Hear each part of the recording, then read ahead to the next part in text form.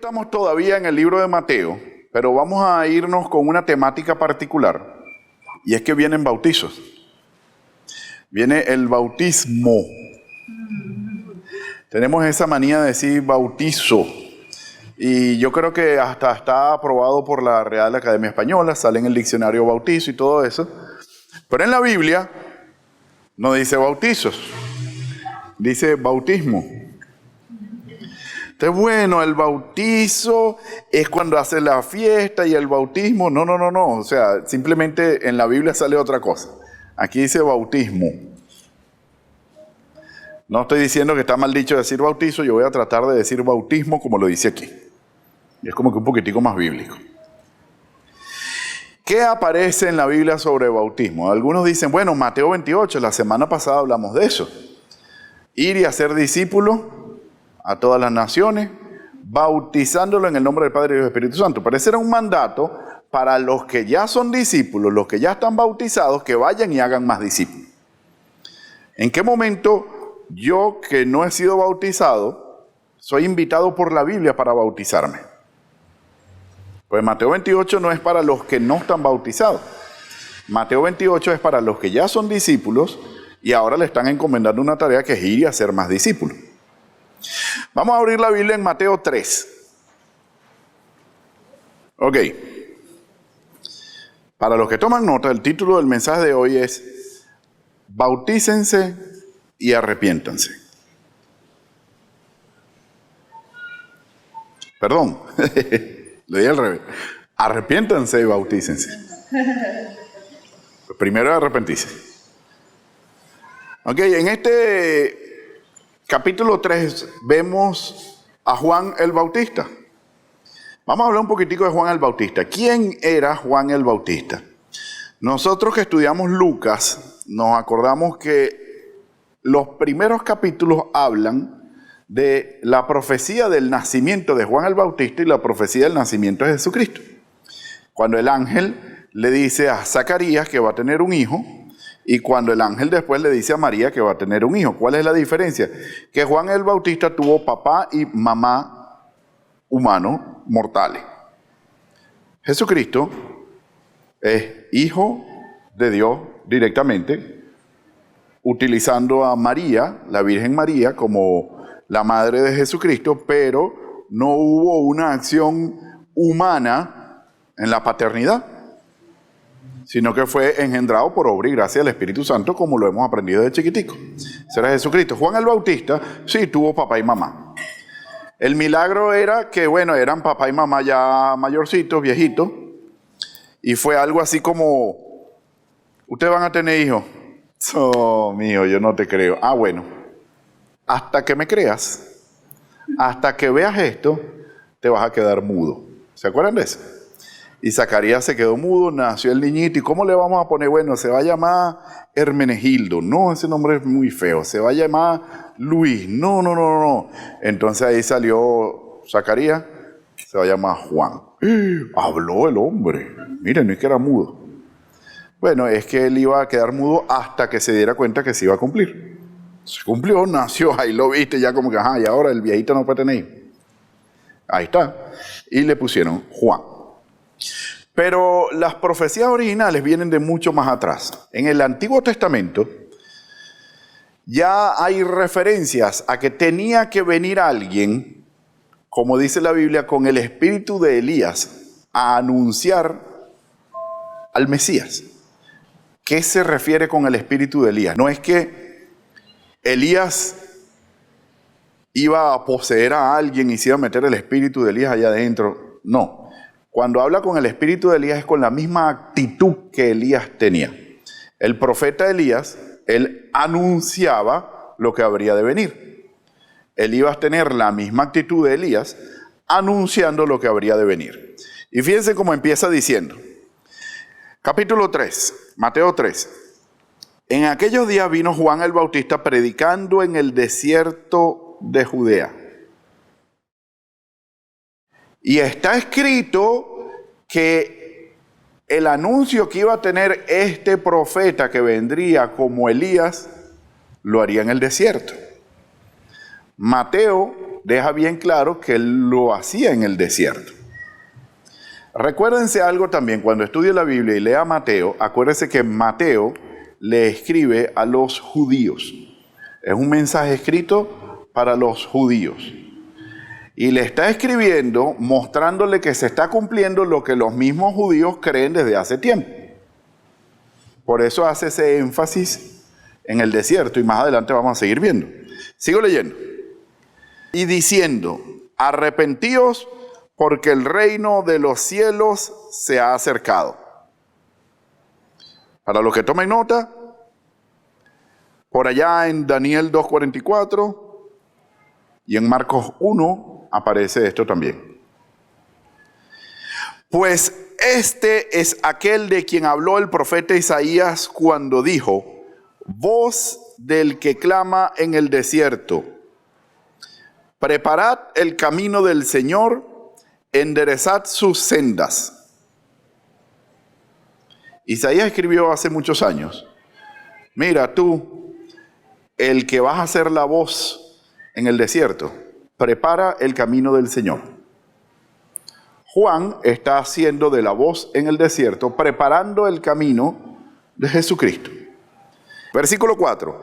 Y Juan estaba vestido de pelo de camello y tenía un cinto de cuero alrededor de los lomos y su comida eran langostas y miel silvestre. Si nosotros leemos el inicio de Lucas, cuando el ángel le dice a Zacarías que iba a nacer Juan el Bautista, le dice, no beberá vino, no hará esto, tendrá estas características, y aquí se están cumpliendo. Antes de continuar leyendo, en este primer punto quiero que vean, el primer anuncio que Juan está dando es, el tiempo se está acabando. Arrepiéntanse que el reino de los cielos se acerca. Primer anuncio. La segunda parte de este pasaje que acabamos de leer es que el Mesías es el que viene. El reino de los cielos se ha acercado, ese es Jesucristo, ese es el que viene. También vimos cómo se cumplió todo lo que estaba escrito de Juan el Bautista que se iba a cumplir. Es decir, Mateo está dejando bien claro para los judíos, esto es lo que nosotros estamos esperando desde hace años. Ya nos están avisando, arrepiéntense que queda poco tiempo y es el Mesías el que viene. ¿Ok? Seguimos, segunda parte. Y salían a él Jerusalén y toda Judea y toda la provincia alrededor del Jordán, y eran bautizados por él en el Jordán, confesando sus pecados. ¿Qué sucedía? Él estaba predicando, haciendo un llamado hacia el arrepentimiento, y la gente llegaba y escuchaba. ¿Y en qué concluía eso? Algunos decían, me arrepiento. Venga, demuéstrelo públicamente, bautizándose.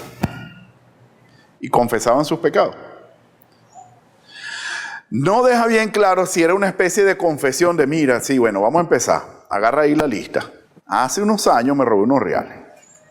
Después hice esto. Después hice lo otro. Y después decir, no especifica si era una confesión específica de cada uno de todos los pecados. Tampoco especifica si era un sí me arrepiento y ya. Lo que sí está hablando es que hay una invitación al arrepentimiento y están confesando los pecados. ¿Se acuerdan cuando estudiamos perdón y restauración? 1 Juan 1:9. Cuando pecas, ¿qué es lo primero que tienes que hacer? Confesar tus pecados. No dice pedir perdón, sino confesar tus pecados.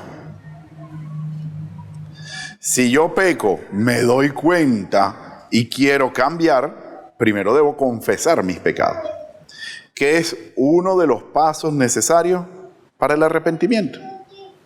Entonces aquí estamos viendo cómo la gente que vienen de todos estos alrededores de los judíos, de esta religión tradicional, llegan y dicen, sí, me arrepiento, y se bautizaban.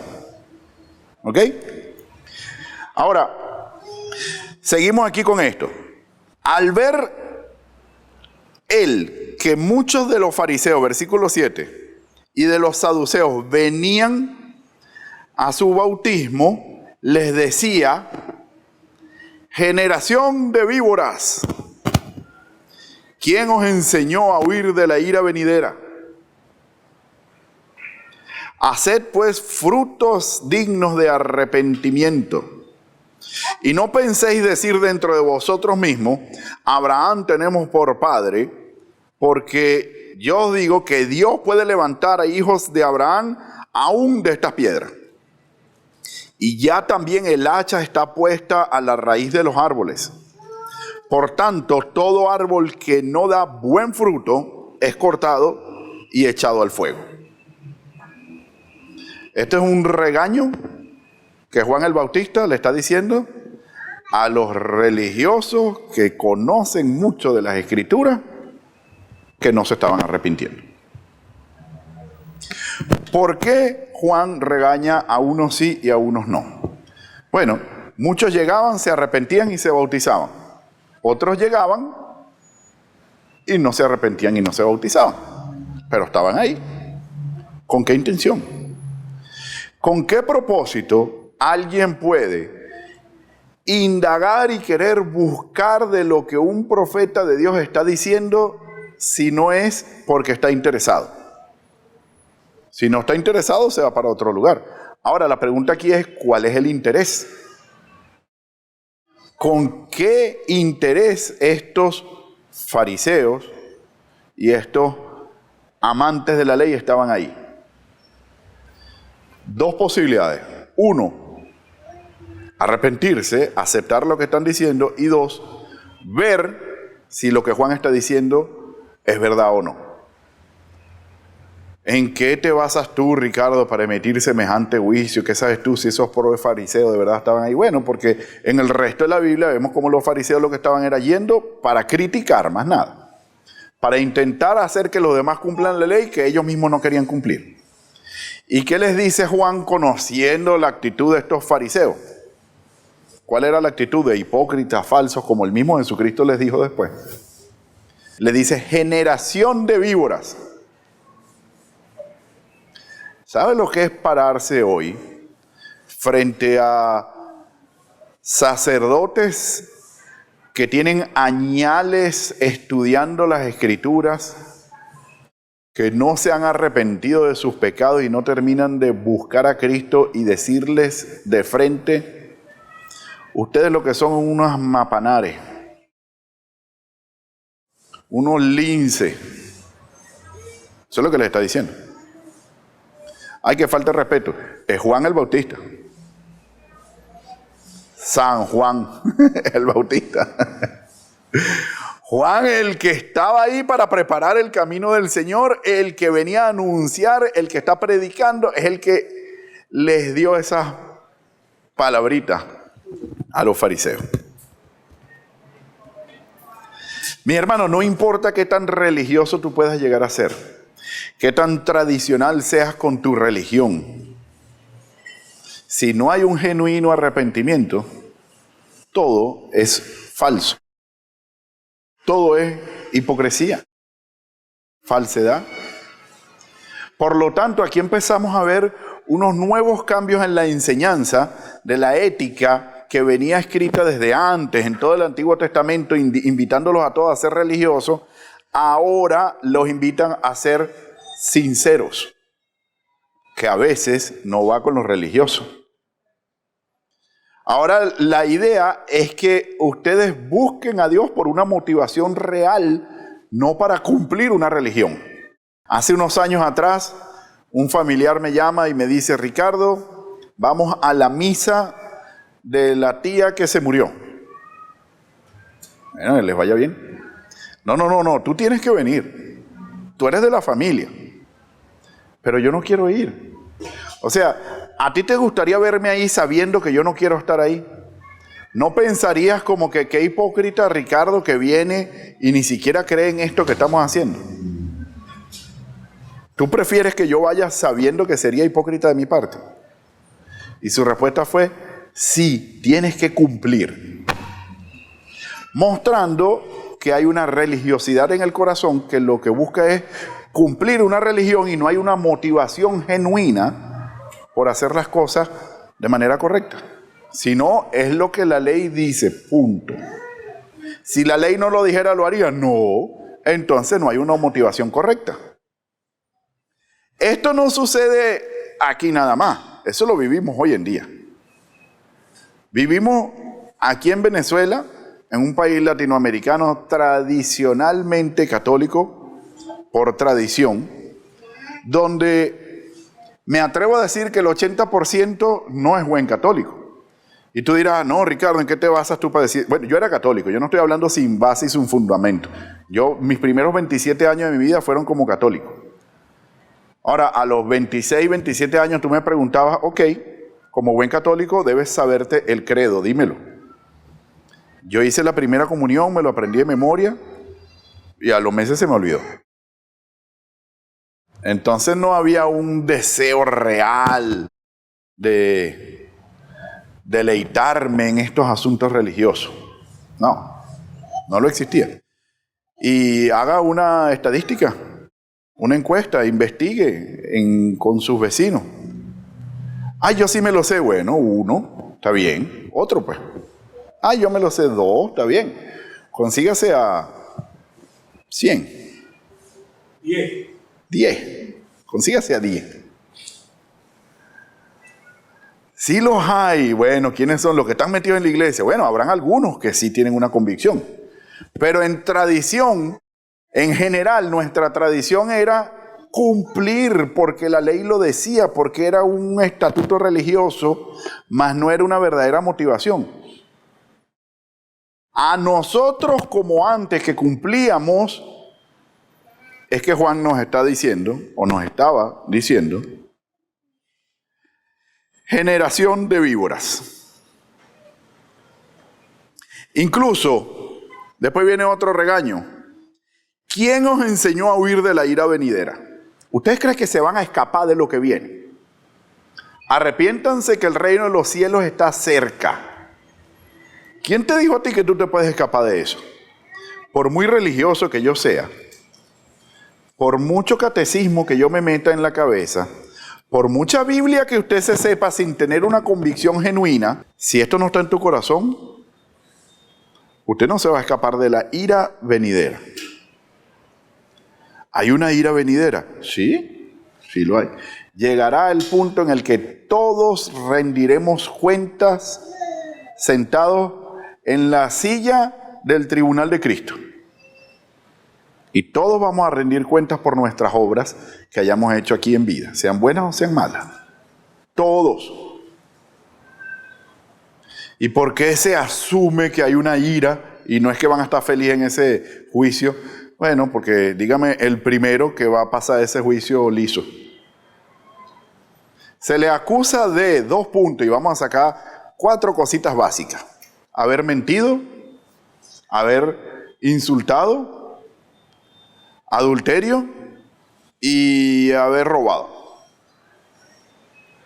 Yo nunca adulteré. Jesucristo enseñó, el que desea a la mujer ajena es culpable de adulterio.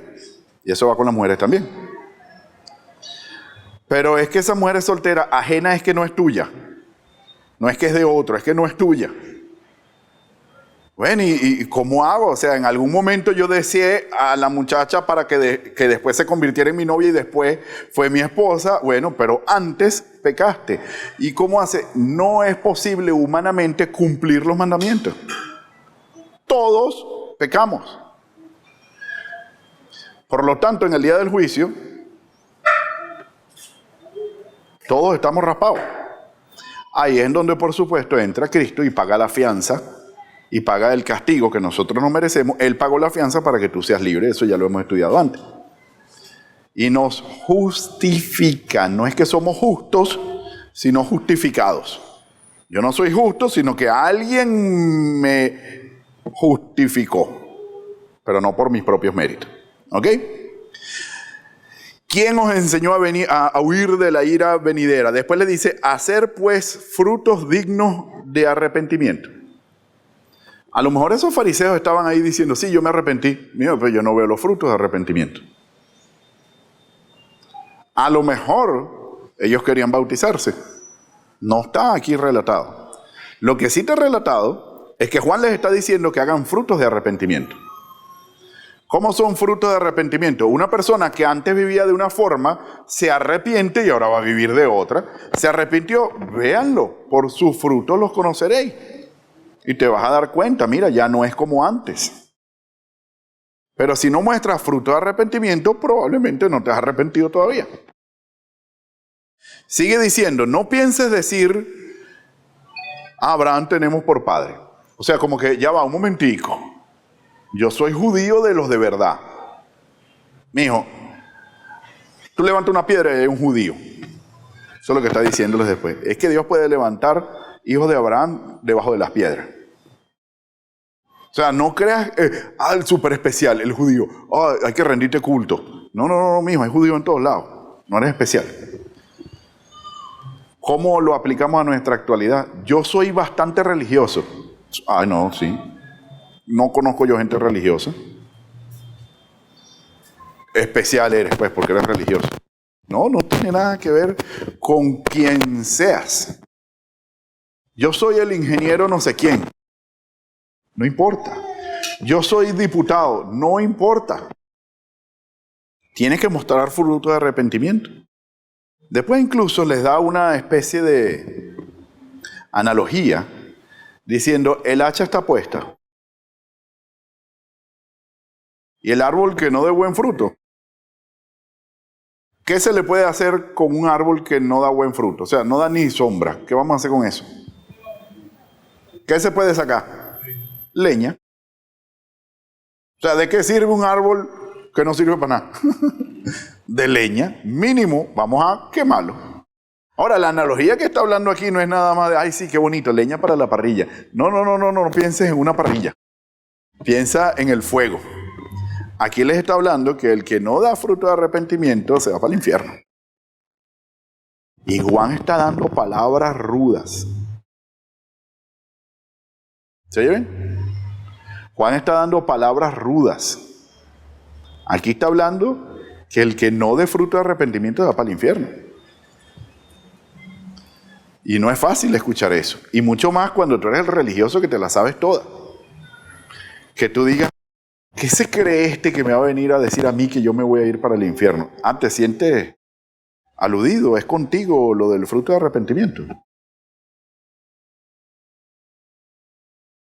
Después dice, y vamos aquí con esta próxima parte. Yo a la verdad os bautizo en agua para arrepentimiento. Es decir, yo lo único que estoy haciendo es un acto donde ustedes se arrepienten y dan testimonio público y bajan a las aguas. Esto es una ceremonia que yo estoy haciendo aquí. Pero el que viene tras mí, cuyo calzado yo no soy digno, él os bautizará en Espíritu Santo y fuego. Ese es el versículo 11. O sea, el bautismo que Juan está haciendo es un simple acto, una ceremonia para que todos vean. Pero el que de verdad te da la salvación es Jesucristo. Juan nos dice varias cosas ahí. Número 1, el bautismo no salva. El bautismo no te limpia de pecado, el bautismo no te da fruto de arrepentimiento, el bautismo es un simple acto, una ceremonia. Ahora, el que viene tras de mí, dice él, que yo no soy digno ni siquiera de jurungarle las trenzas, refiriéndose a Jesucristo, y después vemos que viene Jesucristo y dice, él es del que les estoy hablando. Él es el que nos bautiza en Espíritu Santo y fuego. Es una expresión de el bautismo. Recuérdense, en primer lugar, bautismo es inmersión. Él es el que los va a forrar, a llenar de Espíritu Santo. Y fuego es poder. ¿Ok? Yo lo único que estoy haciendo es un ritual. Jesucristo es el que le va a dar a ustedes el Espíritu Santo y el poder de Dios. ¿Sí? Eso, mis hermanos, hoy en día sigue vigente. Los bautismos que veremos en 2 semanas, si Dios quiere, va a ser una ceremonia muy bonita. Vamos a estar presentes algunos y seremos testigos de cómo nuestros hermanos dicen: he muerto al pecado y he nacido de nuevo. Confieso públicamente que me he arrepentido de mis pecados y que Cristo ahora es mi Señor. Esto es una ceremonia que podría incluso llegar a ser falsa. ¿Quién sabe si yo tengo el Espíritu Santo? Dios. Más adelante dice: por sus frutos los conoceréis. Entonces más adelante, después del bautismo, nosotros veremos, no, es que mira, hay una conducta distinta. Hace unos años era así, vivía de esta manera, y ahora mira cómo ha cambiado. Ahora va conforme como Dios quiere. Yo creo que sí fue genuino. ¿Sí lo ven? Yo a la verdad os bautizo con agua, pero el que viene tras mí, cuyo calzado yo no soy digno de llevar, él es más poderoso que yo, y él os bautizará en Espíritu Santo y fuego. Mis hermanos, vamos a recapitular. Número 1, el tiempo se acaba. Arrepiéntanse que el reino de los cielos está cerca. Está cerca, el tiempo se acaba. Número 2, cuando usted vea en la Biblia el reino de los cielos, está hablando de Jesucristo. ¿Quién es este para decir que el reino de los cielos se acerca? Este es el cumplimiento de las profecías que estaban dicho que iba a haber una voz en el desierto que iba a anunciar la venida del Señor.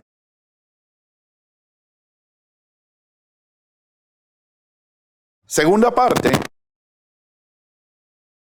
Juan cumple todo lo que estaba escrito del profeta que iba a anunciarlo. Es decir, aquí hay una evidencia documentada, válido legalmente. Es un testimonio y no escrito por unos. Varios evangelios escriben lo mismo, desde distintos puntos de vista.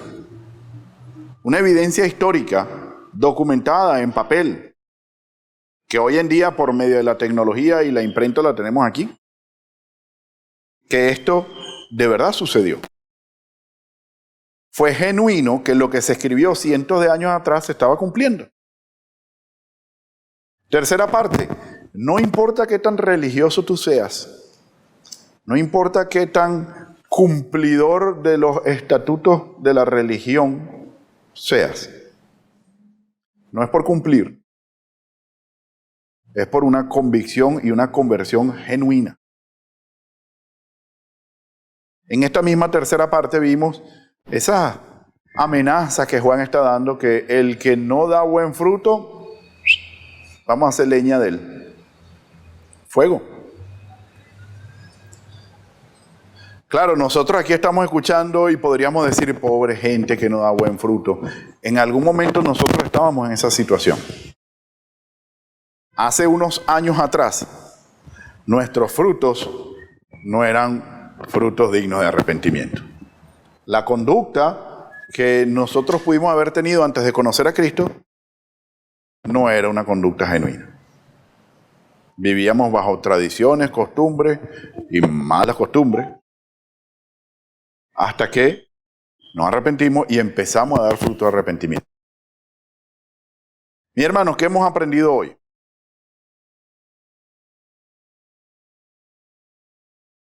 Es necesario arrepentimiento. En estudios anteriores hemos visto la fe como condición de la salvación. Estudiamos fe en Jesucristo y ¿quién se acuerda de la segunda condición de la salvación? Arrepentimiento para con Dios.